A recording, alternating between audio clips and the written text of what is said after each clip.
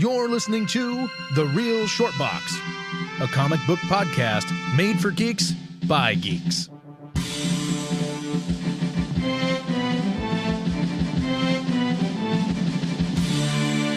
Hear me and rejoice, for you've had the privilege of being saved by the real Short Box. You may think this is suffering. No, it is salvation.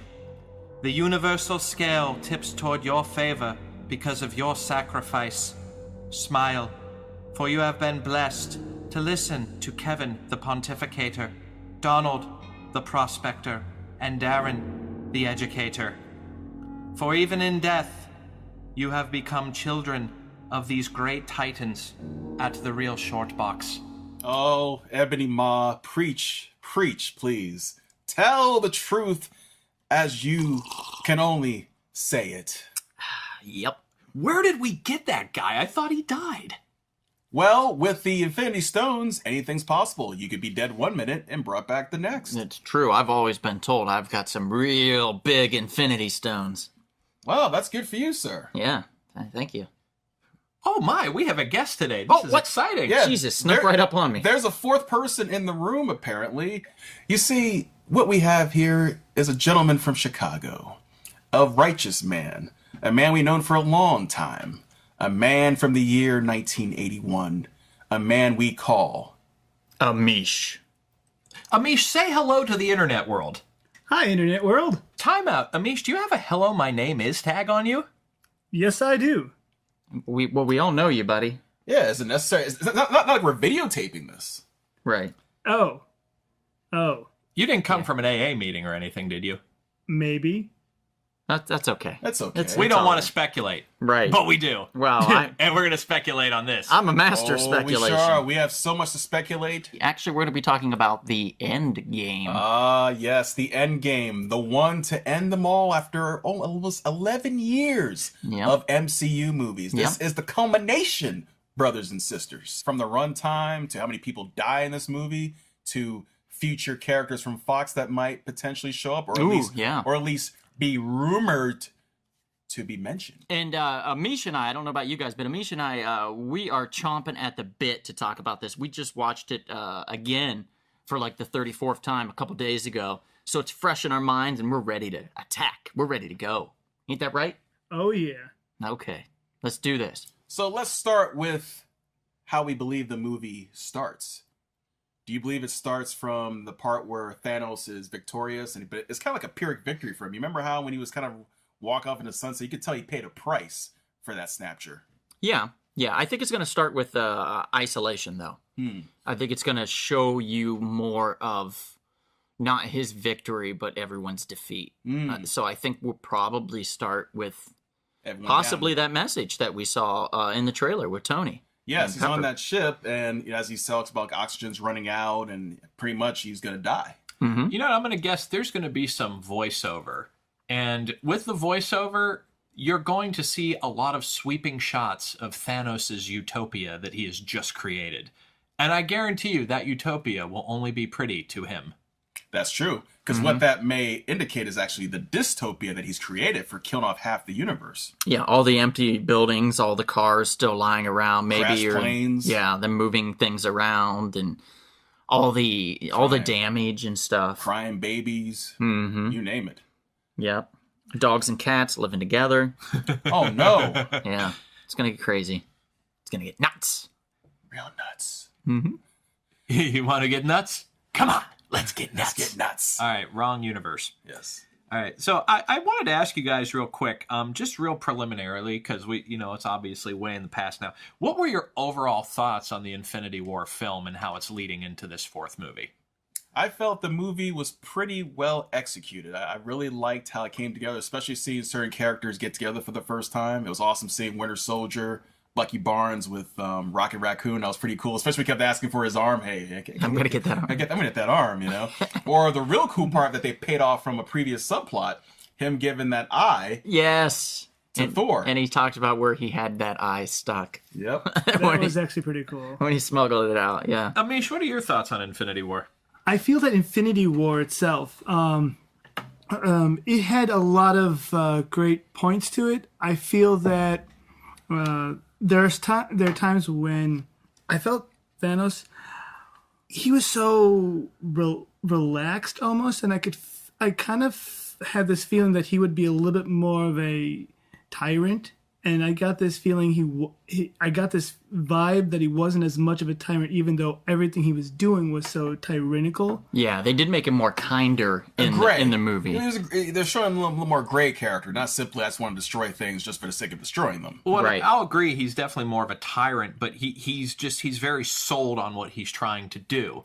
And because he's so sold on what he's trying to do, he will come off very relaxed. Yeah, he believes in the righteousness of his cause. But it's interesting, though, because there are other villains out there that seem much more desperate because they've lost everything and they're up against a wall and they have nothing left to lose. Like Hela. You know? Yeah, kind of in a way. I would even say, like, as terrible as a film as it was, Electro, from Amazing Spider-Man. I haven't seen it. You told me don't watch it. It's awful. You said don't watch that movie. It's terrible. Don't watch it. And everybody listening, don't watch it. Okay. It is a bad movie. Amazing Spider-Man 2, terrible, terrible, terrible movie. I shit on it.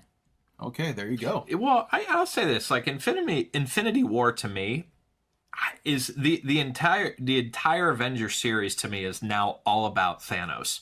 I'm very open about my feelings. Avengers 1 and 2 were a little uninteresting, a little sloppy, especially part 2. Part 2 really turned me off, but when they featured Thanos in this third one, it turned you on. My view of this entire franchise actually.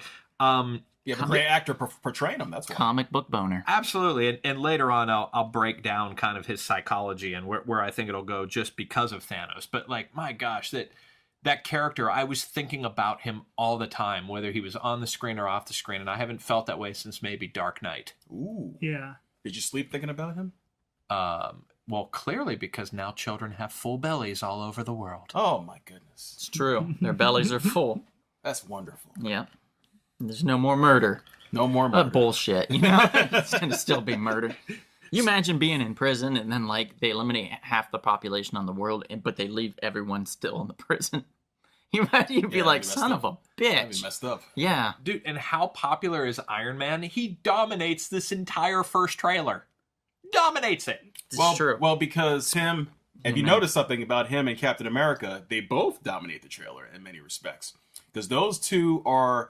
What they're going to do is they're going to repair the relationship that those two had broken down through the Civil War. Yeah. And I feel what's going to happen is you'll probably hear the line Avengers Assemble during the movie when it's time to really get together and take care of business. And I feel those two may sacrifice themselves. That's their swan song. It's their swan song. Yeah. I feel that one, if not both of them, are going to pay the ultimate price to save everybody. Well, we've talked about this. I think Cap's going to go back in time. And he's going to live with Agent Carter. Agent Carter. Because he, in the trailer, if you notice, he was looking at the locket. That's right. Yes. And so there's a lot of that sentimentality in him. So probably he's going to get just pushed right back in time, somehow get lost in time. And that's going to be pretty much where he's going to reside. He's going to live out his days. And that's one way for him to find peace. Yes. And for them to not kill him, but kill him, so to speak. Right. Because he is a man out of time, after all. So I feel I'd like to go back to like the intro. I just wanted to add a little point if that doesn't bother anyone. Sure. No, go ahead. I personally think they're going to start off the movie actually with Scott Lang because Ant-Man. I think since not everyone watches all the other movies when they watch Avengers, right? They've got their little niches. I think they're going to introduce Scott Lang in the intro, waking up, like coming back, going, "Where's everyone going?" And before they go to the dystopia of. Well, he's stuck though, right? He's stuck in the quantum realm, right? If we watch he gets out. Right, he'll get out. We got to figure out how he gets out. That's the thing. No, in the very beginning, at the very end, he actually gets himself out of Ant-Man and Wasp-Man. He actually goes up and no, he doesn't. No, he's stuck. He's still stuck. So he's stuck. I'm going to undo what I just What's said. probably going to happen is he's probably going to travel through the quantum realm, figure certain things out. It could start with the quantum realm. It would make sense. Start with him in there. You're like, hey guys, help me. Kind of like leaving off with the Ant-Man and Wasp. You might be right about that. He's out there wandering around. And here's one cool thing that could happen. What if he runs into Doctor Strange into the quantum realm? That is possible. Because of the time stone. Remember when he was doing all his 14 million possibilities? What if he was to run into Strange and Strange tells him what needs to be done? It's almost like a pre-recording like message of how to get himself out of there. Yes. Yeah. So Strange is there. He's like, hey, who are you? You know, that kind of thing. He explains to him who he is. Hey, I'm Doctor Strange. Also, keep in mind who else can shrink down. I mean, who was enlarged? It was Goliath, right? Yes. It was, what's his face? Lawrence Fishburne. Foster. Yeah, his character. It is possible that he could maybe shrink down, because we don't know if he disappeared or not. That's right. And maybe he could go in, or like he could just show up and see that all this equipment's sitting around or whatever, and bring him back out. That's he could have a role in it and we not know. I mean, it could be a surprise little Easter egg of sorts. I prefer him just to struggle there until he figures his way out, and then he just pops in the past somewhere at some time point. You're a cruel man. I am a cruel man. So I'm going with the idea that we have Captain Marvel, and it was in the pager with Nick Fury. Yeah. And I feel like they might not start exactly with her, but they're probably going to have her somewhere. Well, yeah, they're gonna absolutely they're gonna have to, because they called her in at the end. Right, she'll probably show up somewhere around Act 2.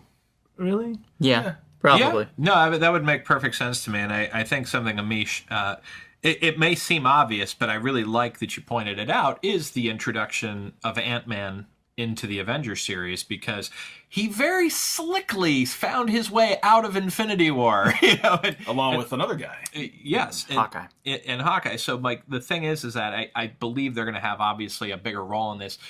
Which is nice because, like, to me, Ant-Man I always thought of as a secondary Marvel character in the books, but I really quite enjoy what Paul Rudd is doing with them. And, yeah, I also, too, Paul Rudd is staying on as long as possible, and we'll get to later why this is. Paul Rudd's Ant-Man is more exciting than the comic book of Ant-Man deserves, to be honest. Absolutely. I mean, he really brought that character to life. It's kind of like what Wesley Snipes did years ago with Blade. Yeah, you could definitely argue that, because Blade was a real nobody up to that point. I like Paul Rudd. He's come a long way since Halloween 6. Mm-hmm. I got this chance once to meet Paul Rudd on set. Well, you don't say. Guy is so nice. I got a chance to introduce him to a puppy. It was one of the most delightful situations I was ever in. Did you get his phone number? I did not get his phone number. Did you get the phone number of the puppy? I did get the phone number. There you Yes. go. Well, word is he's Canadian. What? Ah. And he drinks clearly Canadian. You don't say. Oh, yeah. Oh, Wow. Guys, one of my big predictions is I want to kind of predict the arc of Thanos here. So I'm going to have to take a second here, since I am now known as Darren the Educator. Educate us. What'd you think of that name, huh? Educate us. Educator. It was insightful. Thank you. I have my cap and gown now with me. I am Lanny Poffo, the I was genius. just about to say that. Yes. There you go. So I'm going to analyze Thanos here a little bit. And by this analysis, it's going to help me kind of get to his arc. So Thanos essentially is a study of, and if you disagree, jump in at any point, is basically power growing unchecked. He's essentially about noblesse oblige, which is essentially the idea that nobility is duty-bound to perform social responsibilities, like, say, genocide! That's not supposed to be funny, but he committed genocide. Anyway, Yeah. Yeah. I mean, did he or did the Stones? Ooh. It's kind of like you blaming the gun and not the person. Oh, there's a poll for you guys. Who wants a full-on gun control debate on the Real Short Box? Polling now. Anyway, another philosopher that I think is really relevant here is Thomas Malthazar Slytherin. Wrote an essay called The Principles of Human Population. Malthusian, yes. Yes, so there's two ways that you can basically, control human population. One would be proactive checks that increase mortality rates, such as, murder or, sending folks to war. The Purge. Yeah, there you go. Yeah. That's an excellent example. The second would be preventative checks that decrease birth rates, such as birth control and things of that nature. Now, it's pretty undebatable that Thanos is about number one. He's all about those proactive checks on mortality. And he's very utilitarian in the sense that he really feels moral choices maximize happiness for the maximum, number of people.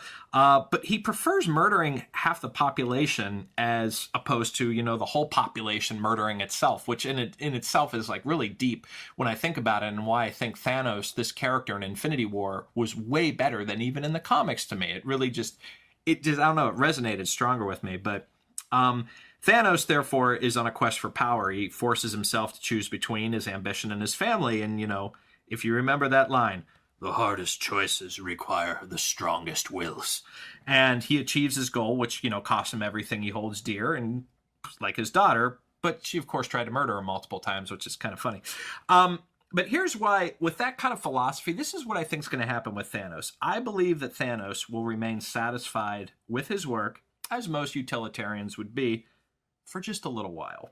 Because in my estimation, he claimed that he created utopia. The revolution essentially gave him purpose, but now he has to live with the result. What I think is going to happen is, after these big revolutions that you cause, the question's always asked, where do we go from here? And I'll tell you where. He's going to pick another cause. I don't know which, but he will pick something else. This is what I really, really suspect. As soon as his satisfaction wanes, which will be sometime in the first act, I guarantee it. And then he can just do it all over again, whatever his new cause is. And you're also going to see him regret the killing of Gamora.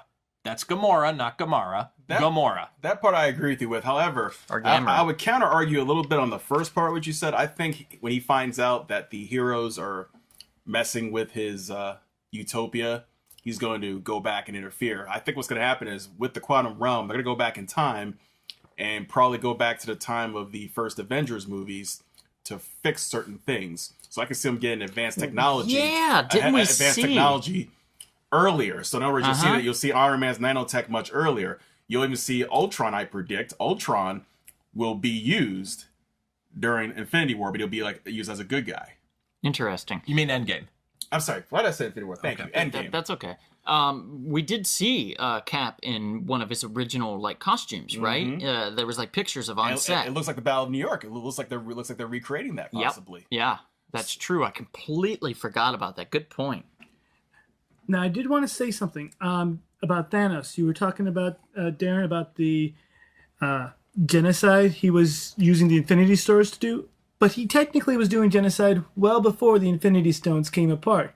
He had his hands from several different planets. He just found a faster means to do it. No, you're absolutely correct, because he's always had that mindset to kill half the population. Correct. You're absolutely correct. But yes, you're right. He expedited it so much faster. So he's technically an economist then. At least he thinks he is. You think an economist? I don't know. I feel that he just really wants to randomly eliminate half of human life. Now, I don't want to get into the possibility of why not double the size of the universe if you can eliminate half of human life. How can't you expand, the universe itself?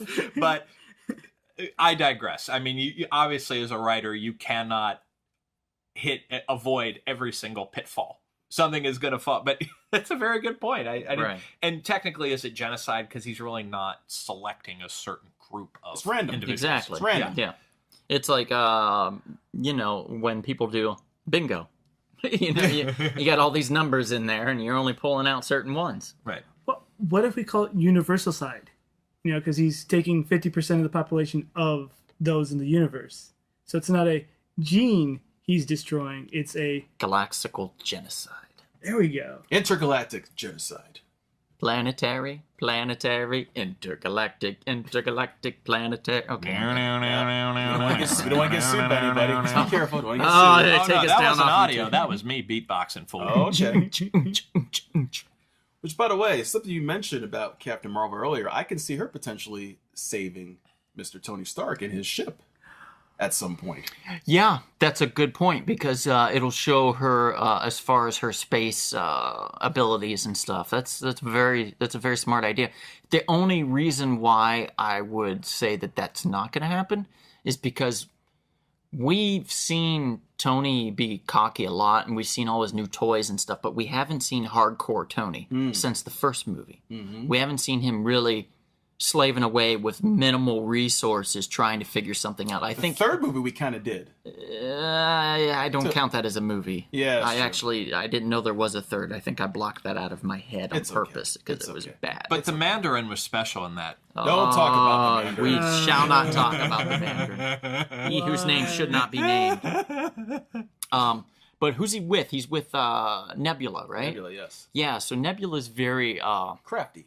She's very crafty, but she's also very mechanically inclined because she consists primarily of mechanics. That's true. So with her and Tony together, I'm pretty sure they're going to figure something. Or maybe they'll just get lucky and they land at the right place. Wouldn't it be kind of cool if they landed at the place where I thought it was character's name. It was basically Peter Dinklage character. Yeah. Old metal hands. Yes, Eitri, yes. Yeah. So wouldn't it be kind of cool if they somehow ended up on his planet? Did you say Petrie from Land Before Time? Eitri. Oh, not Eitri, Petrie, okay. not Ducky. It's very confused. Well, let me ask you this, and I want all three of you to answer this. Sure. Knowing that there is a capability that Marvel is potentially, they're always trying to sell to younger children and this, that, or the other, do you think there is any chance whatsoever that there may be legitimate regret from Thanos for what he did? Yes, I do believe that he will be depressed. Like, in other words, that scene we saw in the trailer where you see him walking on that farm area, he's putting his I think he's gonna sit down and think about the things he's done. He's probably gonna be depressed. Oh my God, I can't believe I did this to Gamora. I really miss her. So maybe there might be a scene in the Soul World and in that Soul Stone where maybe they have a little conversation. What do you think about the Red Skull?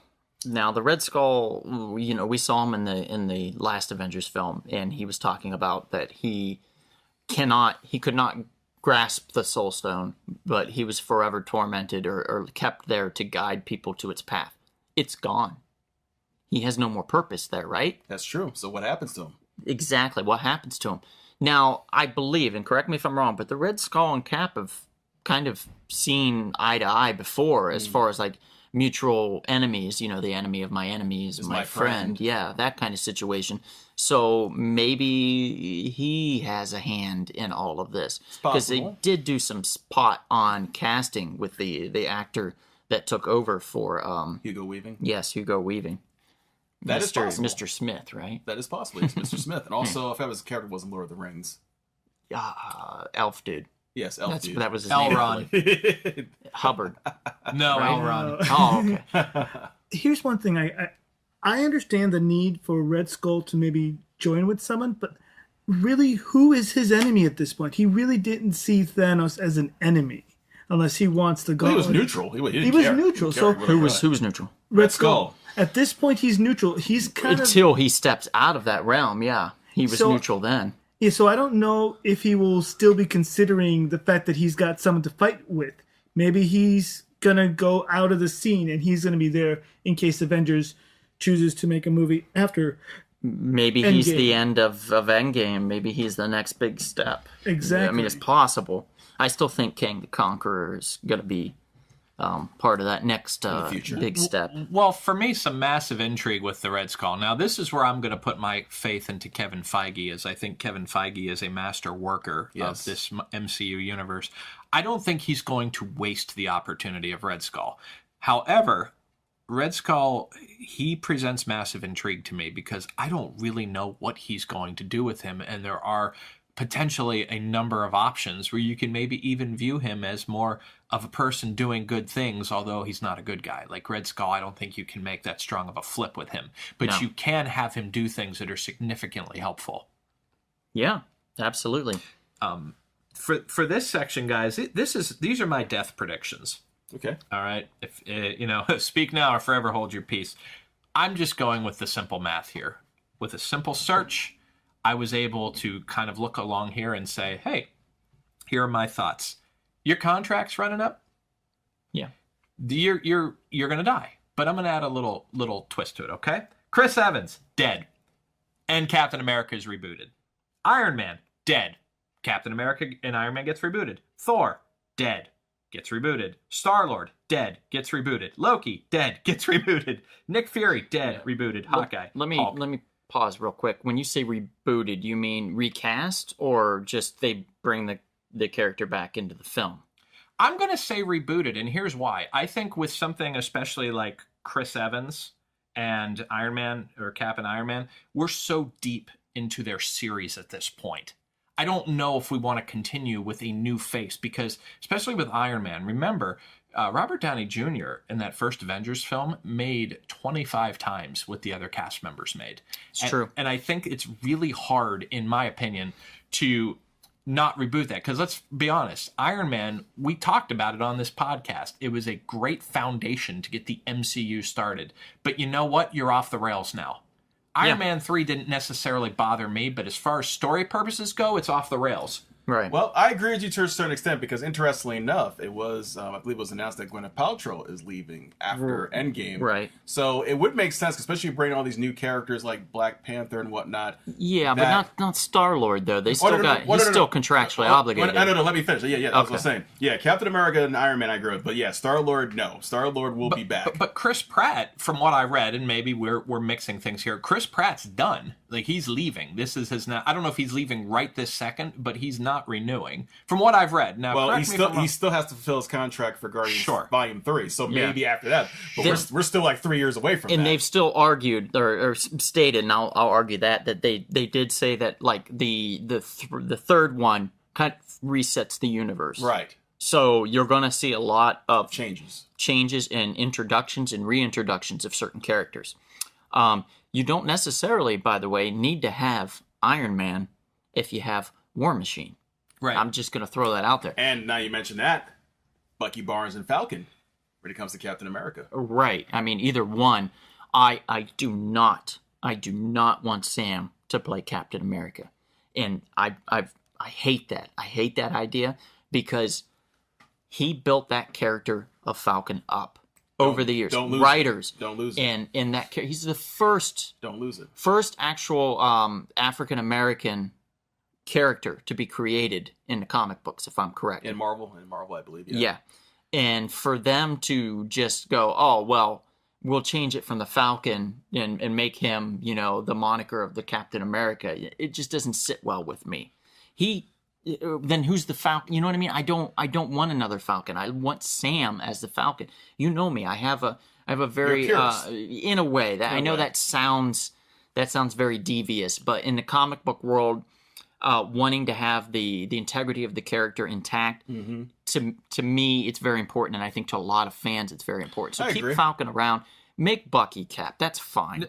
Now, a couple folks on my list here, Loki, Fury, and Hawkeye. I think they're gone, and we don't see them for a while, because I don't think they're instrumental. Loki, I think, will be, because he's supposed to get like a TV show on the new Disney streaming channel, so I think he will be brought back in a way. Right. Well, for me, though, with Mark Ruffalo basically leaving, it's intriguing to me to always see a Hulk reboot, but at the same time, I am very skeptical, because the Hulk has been done wrong more than it has been done right. Right. By the way, I think we'll see a Professor Hulk incarnation of the character during the movie. Wait. Yep, I agree. A merge. Break it down for him. Basically, it's just the merger of Hulk, but having Banner's intelligence control. In other words, instead of him just like, rawr, he's actually, himself, but in the Hulk form. Oh. Yeah. So you basically get the best of both worlds, essentially. You get an intelligent brute. Yeah. And you know who's going to help make that happen, in my opinion? Shuri. Yep.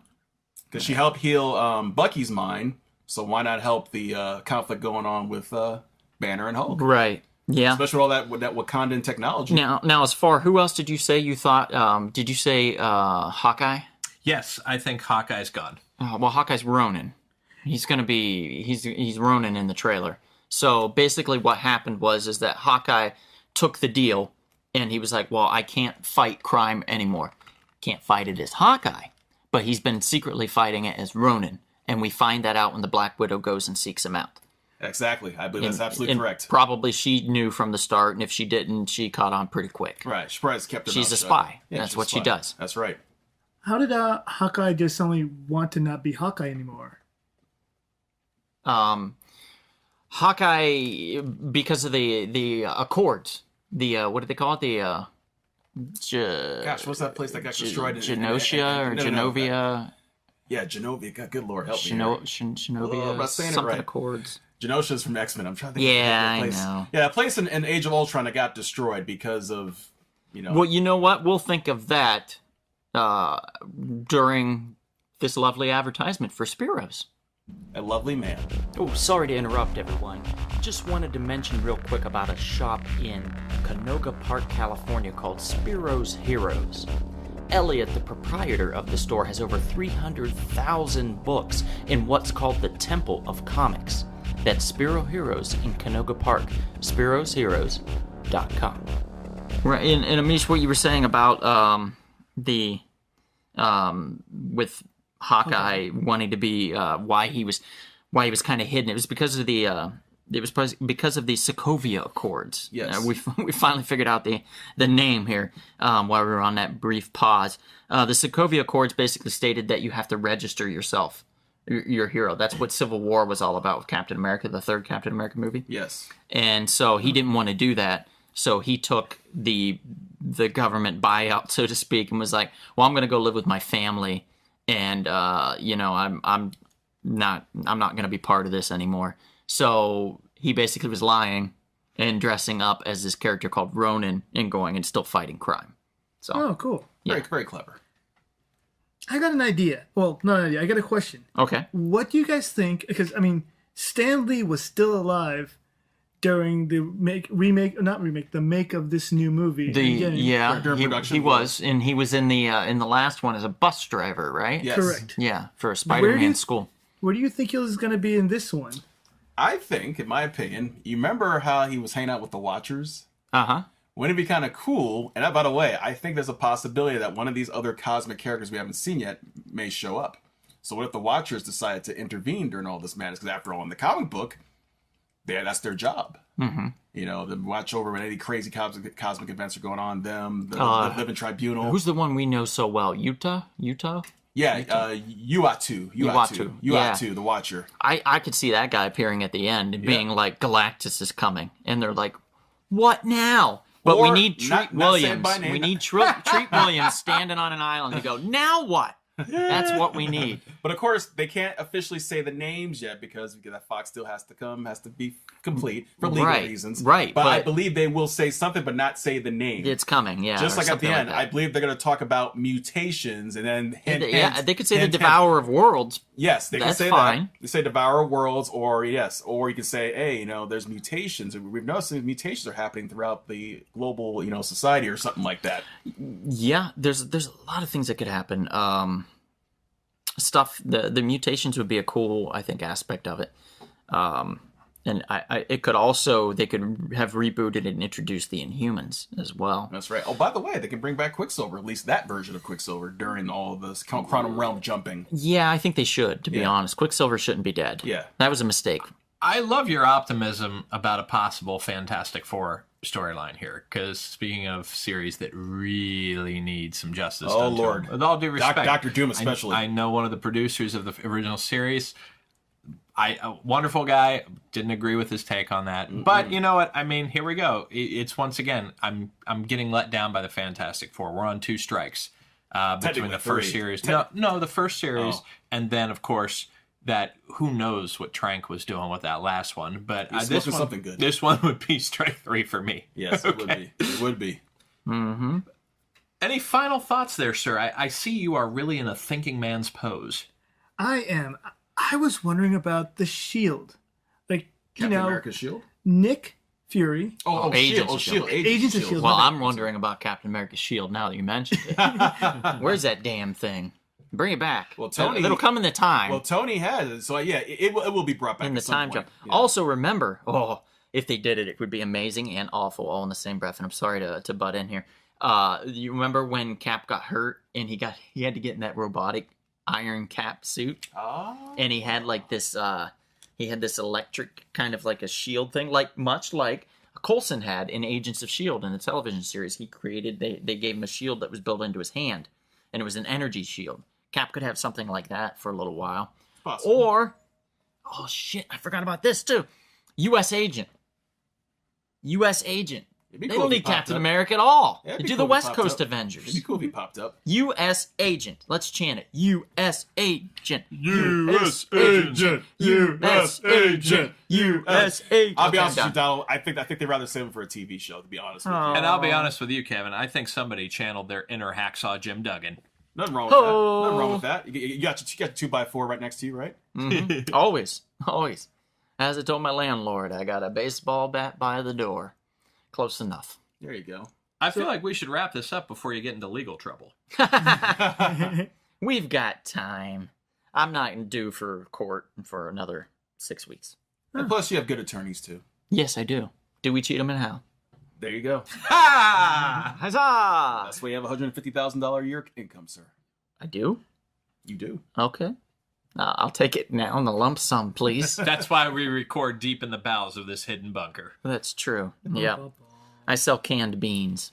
You know, by the way, fellas, I think this movie, there's a possibility, small possibility, that this will be the biggest opening of all time, much like the previous movie was. But I could see a $300 million opening weekend. Could you imagine that? Much to the chagrin of all those people that are rubbing Black Panther into your face with that big opening and that big longevity run. I'm sorry, this one's going to beat it royally. The problem that they're going to run into, and I've heard a lot of comparisons, and I don't know whether this is true or not, but a lot of people have compared that the way people are talking about Captain Marvel is the way people talked about Black Panther. For example, if you weren't excited about seeing Black Panther, it's possible because there was some type of racism you deep-seated in somebody that didn't like something like that. Wow. Now, me personally, I owned Black Panther's first appearance for years. Love the character, have no problem with it.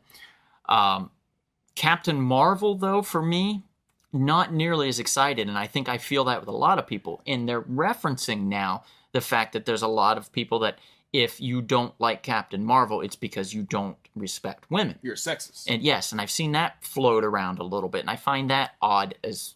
I mean, you know, there's always some valid points, and there always are some people that would be sexist or racist or, you know, whatever. I do have one small problem. If you recall, Monica Rambeau was Captain Marvel before Carol Danvers was. I would have loved to have seen her as Captain Marvel, to be honest. I think she would have been great. Now, of course, there was Marvel, who was the original, but as far as the first woman to be Captain Marvel, you know, Monica Rambeau was pretty popular. Right. And she was for years. And just to add a little bit to what you say, Donald, I think that if there is a failure of Captain Marvel, a lot of it is Brie Larson's foot and mouth syndrome. That's just my honest opinion. Supposedly they said she's been misquoted, though. Oh, well, maybe. That's normally what they say when those ratings go down. Here's another thing, though. Keep in mind that Captain Marvel comes out in March. Mm-hmm. Yes. Women's Month. Women's Month. Right. That's smart in a way, but when does Avengers come out? Late April. Mm-hmm. So that's about 6-7 weeks. It's still not that much of a runtime for Captain Marvel before people start gearing up for the Avengers. So you're running one right into the other. And... keep in mind, in between that, Shazam. Boom, you've got Shazam. The original Captain Marvel. Right, and you've got Hellboy coming out. Both, Hellboy comes out in April, so does Shazam. And they're early, so they're going to be hitting and taking some of that pot, too. That's true. So they're going to be stealing some thunder from Captain Marvel. What's important is it has to make most of its money in those first 2 weeks. That's the key. And you have to bear in mind, too, that Black Panther was really not going up against significant competition. No. Outside of the fact and it had 2 months. That aside from, you know, social issues aside, there was a good marketing campaign for Black Panther. Yeah, and also it's about the zeitgeist of the time, so it's a perfect timing. Right. The first 2/3 of that film is super great. Super great. The third... the final act, when Claw's taken out, I know you felt right. It falls on its face. When they did that, they kind of took away a little bit of it, and then it just got a little slow, and then a little too special effects-ish in the end. You could tell they kind of ran a little bit of money on the CG. It didn't look as good. Turn on that train fight. Yeah. What was that shit? Yeah, you could tell they went on. And this is why I'm going to say, and unfortunately one of the titles is escaping me at the moment, despite it being nominated for Oscars, I just feel like Black Panther was the third best comic book movie of that year.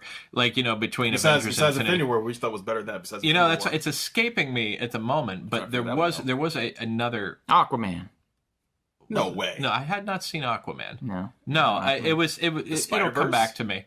Well, yes, that's it. Thank you. In the Spider-Verse, I just thought that was just not live action. That was Okay, fantastic. gotcha. But my point is that, you know, I mean, that's just how my feeling has been about Black Panther. That being said, I don't think it's terrible by any means. I'm kind of with Donald. I think there's definitely some captivating moments in it, but I just found that kind of interesting to me. And this Avengers Infinity War, because it was so important, so well done, that Infinity War, that will be the reason that Endgame makes all these box office records. Much like the idea, I know you had your issues with it, but I'm looking at Donald here, folks. That Batman Begins movie, the word of mouth of that film, to me, is what made Dark Knight very successful. Because if you look at the numbers, they're not even comparable on those two films. That's true. I think Christopher Nolan's name. Christopher Nolan just dropped a deuce. Oh, well, that's got to be something I want to see.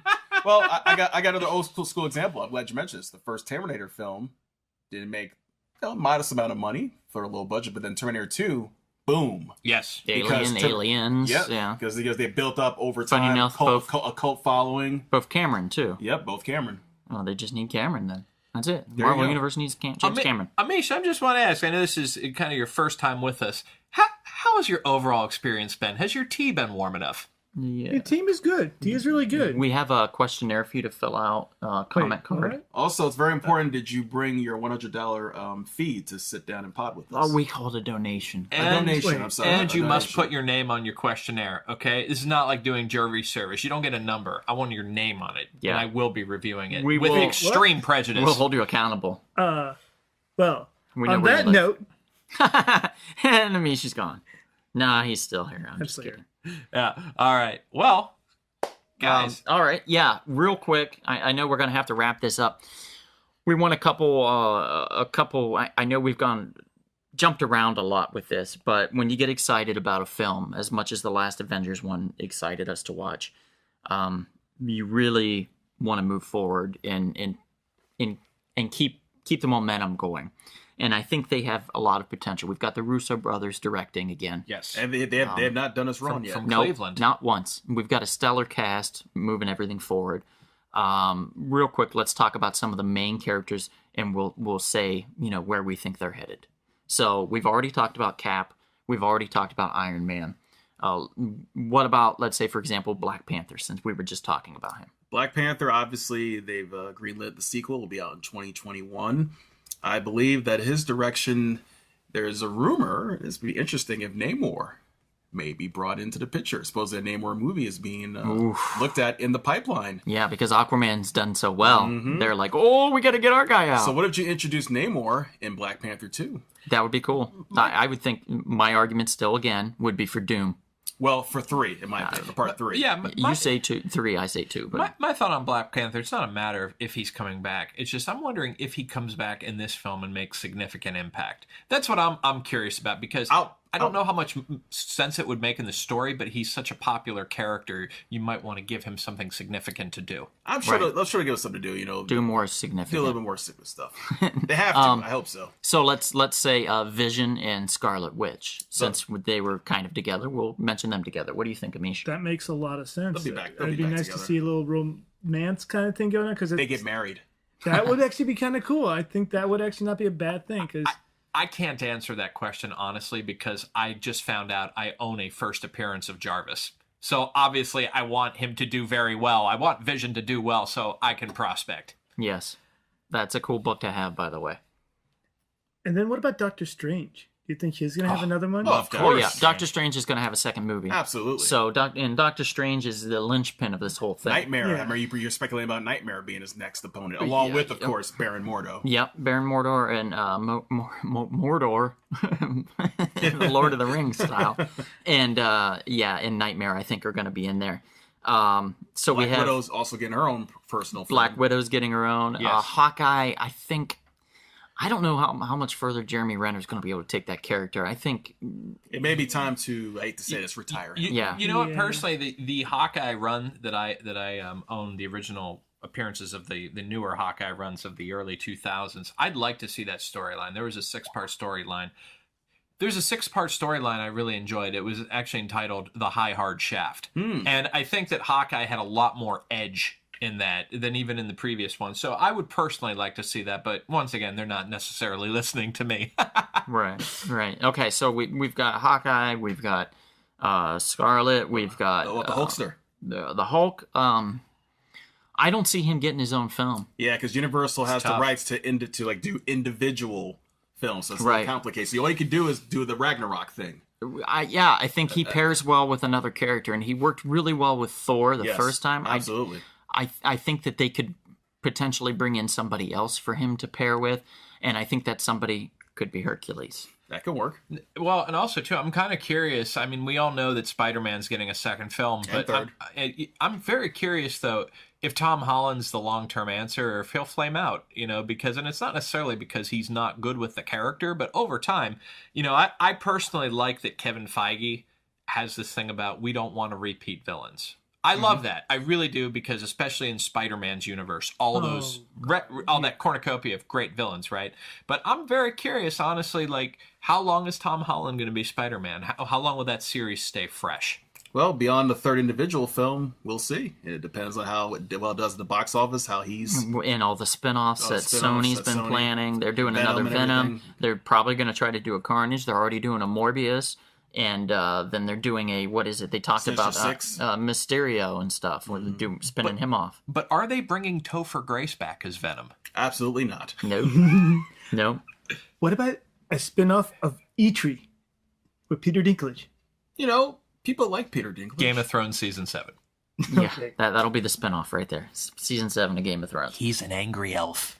Wong, I think you can't go wrong with Wong. No, you can't. But I don't even know. We might see him at the end, but I don't think we're going to be seeing him too much in this. I think Avengers. He might be used for comedy effect. You might see him welcoming back Doctor Strange back to the Sanctum.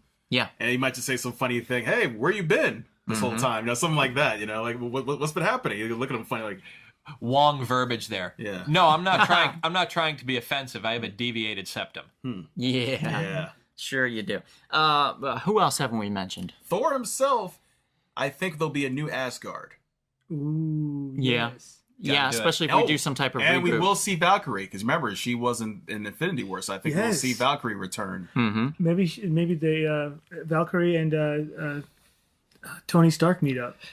Yeah, it's possible. I mean, she could be out there in space and with her ship or something and run into them. I mean, that is a possibility. I mean, and I hate to say it, but like Asgard was starting to bore me. I actually thought Ragnarok was a great way to end that series. I'd like Thor to go away for a couple years. By the way, teenage Groot has to grow up and become young man Groot. Which, by the way, Donald, I know you're a person who sings the praises of the Guardians of the Galaxy. Where do you see the future of that?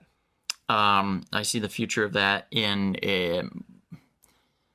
It's tough because they tied in the last Avengers, they tied them very well to Earth. So I think we got to get them back out there, and they need to be the reintroduction to space, especially if we're going to be seeing some certain characters. Yeah, we're going to be seeing Adam Warlock. We're going to be seeing the Nova Corps, all that kind of stuff that's going to start appearing. I think even Alpha Flight and the Eternals. They're going to be putting in as far as the space station protectors and stuff. I think they can use Alpha Flight, especially since they tied that series in with Captain Marvel. Also, you can't forget the Eternals. I think there'll be a little the tease Eternals, for that as well. And I swear to God, if they don't introduce Quasar soon, I'm going to lose my shit. Look, man, be patient with those speculated books, man. He is the perfect way to do a Green Lantern type series without the Green Lantern. Oh, I agree. Whether you throw him in with a Nova Corps or not, he needs to be somewhere in there. That's plain and simple. And they need to start working on Marvel, what I would call Marvel Dark. And that would be, we need to start seeing some Man-Thing action. Moon Knight. That sounded perverted. We need some Moon Knight. We need some Blade back. We need to see some of these baddies. The Ghost Rider done Ghost Rider properly. Definitely, they got the rights back years ago. We need to see Ghost Rider proper, and we need to introduce some of those TV style characters that just didn't. They worked well some, and some fell on their face. We need to see Daredevil in the MCU. We need to see Luke Cage in the MCU. Well, Frank Castle. Some Frank Castle action in there. Introduce him in a third Spider-Man film. I don't give a shit. I mean, honestly, I think we could shoot one of these features ourselves, because rumor has it somebody in this room has an original first appearance of Invincible, which is about to become Very hot property. It's true. I think 2 of us have that, right? It's possible. Yeah. So Both you Kevin might and myself. So you might be seeing us do some casting. So we'll get down to CAZT in Hollywood, and you can be in a superhero film. Yep. We'll let you in there. No cost at all, guys. You don't even have to pay us to watch your rehearsal. It's Because love don't cost a thing. At least not yet. You haven't paid for it? I'm sure you have. I mean, come on. I can't do that. Sure. Right. Anyway, on that note, anybody have any final words that they want to say? I guess we should just go around the table. Kevin? For one, I do hope this movie is rumored to be 3 hours. I actually want to see a 3-hour superhero film straight up in the theater. Titanic was 3 hours and 17 minutes, so it could work. You could. And they even talked about an intermission. Yeah, I'm down for that. Which could be cool, and that could possibly be where Stan Lee was placed. Oh, come on. In the intermission. Wouldn't that be awesome? Oh, I got you. Yeah. That would be kind of cool. That would be cool.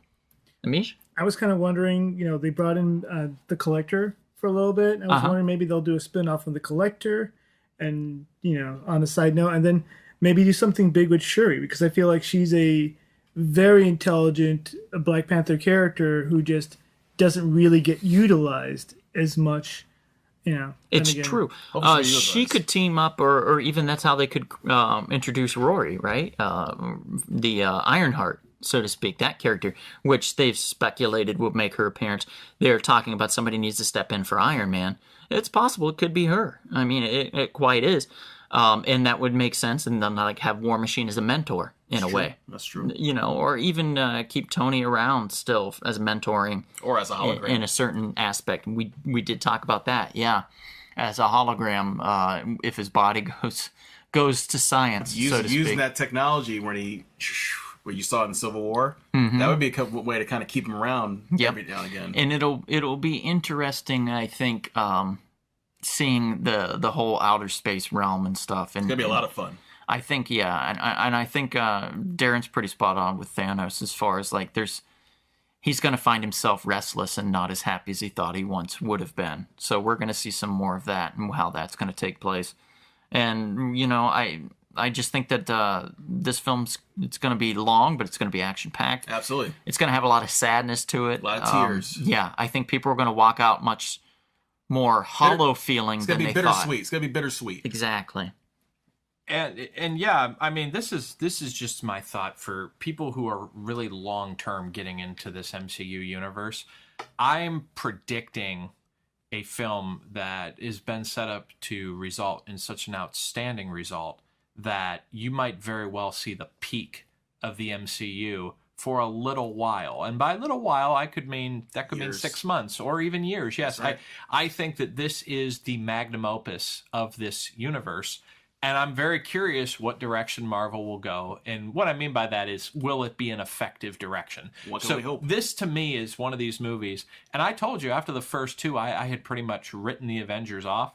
But I will say this, that third film was so great that I'm expecting a lot out of this fourth one. You expect a standing ovation at the end of this movie? Yeah, I definitely, especially for a superhero film. Yeah, they got to bring it. Especially for a superhero. We've waited a long time. This is a culmination, so you got to bring the pain. Mm-hmm. And they will. But it's what pain comes after that. And you know what? I'm okay with them going away for a couple months if need be to give us great stories. Yep, I agree. Amish, had one more thing. I have one more thing. I think at the very end of this movie, if you don't mind me saying, they're going to take out Thanos. But by taking out Thanos and undoing everything he's done, kind of like a quick fix thing, kind of like a genie out of the bottle, that's going to open up people that might have been killed by Thanos that can come out of nowhere, that are just lining up at the edge of the universe ready to interact with the planet Earth. Yep, and it could also bring in new characters we didn't know before. Also, it could also free the restrictions on Doctor Strange's ethereal realm villain. Yeah, Dormammu. Yeah, they could release there's a lot of genies that could come out of the bottle, so to speak. And, with that, I think we are out of time for this time being, and we do appreciate you guys coming out to listen. Hopefully we'll look like geniuses in another, month and a half or so. I'd like to take a moment to thank our special guests, Ebony Ma and Amish. Thank you. Thank you, guys. It was a pleasure being with you. Yeah, we appreciate you being here. And please find us and seek us out on Facebook, Instagram, YouTube. Please subscribe. Yep, Twitter, iTunes. And eventually LinkedIn. There you go. Well, I'll be looking for jobs. Hire us, please.